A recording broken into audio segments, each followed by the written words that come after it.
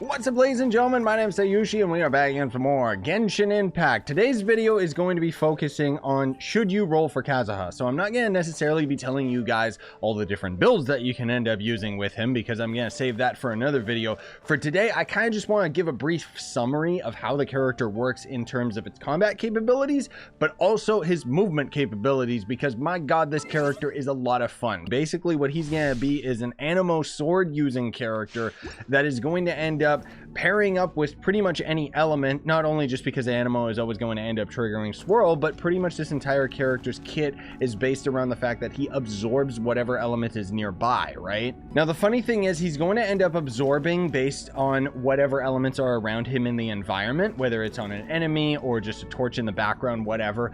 The way that Kazuha's absorption of an element is going to be prioritized is based off of how the entire game prioritizes elements out in the environment for reaction. So there's going to be Pyro, Hydro, Electro, and Cryo as the last, which by that I mean if there's going to end up being the option of him absorbing the element of Cryo versus Pyro, he's probably going to end up absorbing the Pyro just because it's nearby. And then the entirety of his character is going to be a double jump ability and then the slam down afterwards, right?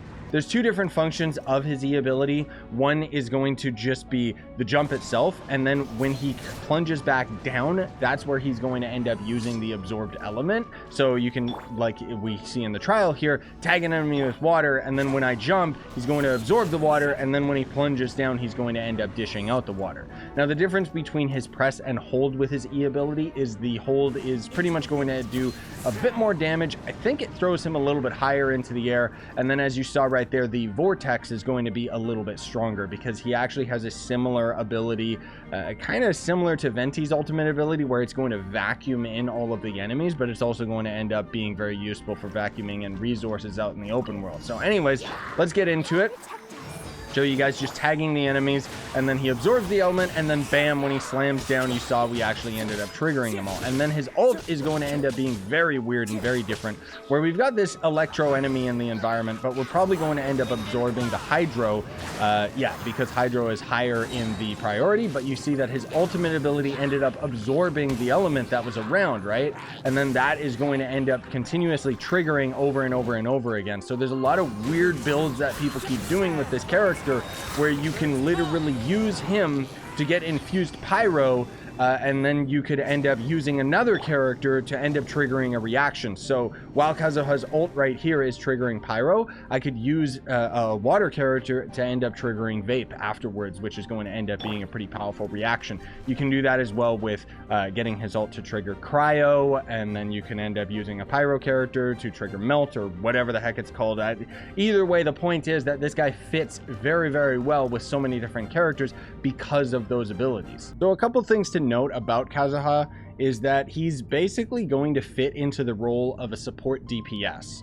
So you aren't really meant to have him as your main damage dealer. It's that you're going to pop him out specifically so that you can end up using his synergizing abilities where they'll absorb elements, so that you can then end up making other characters at the forefront to end up being a lot stronger. Now, that said, I personally love Kazuha to a whole other level, so I use him as my main DPS, and let me tell you, he can end up being pretty darn strong. But like I said, I'll have a video that is going to end up covering the various different builds that you can end up using for him. Most of all, I want to hop into the open world here just so I can show you guys that his double jump can be pretty useful for getting up very small cliffs, not really anything super duper crazy.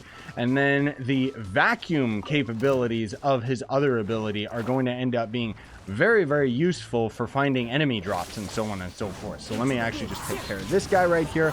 Ignore my damage and everything. Obviously, I have him like C6. I have his talents fully maxed out.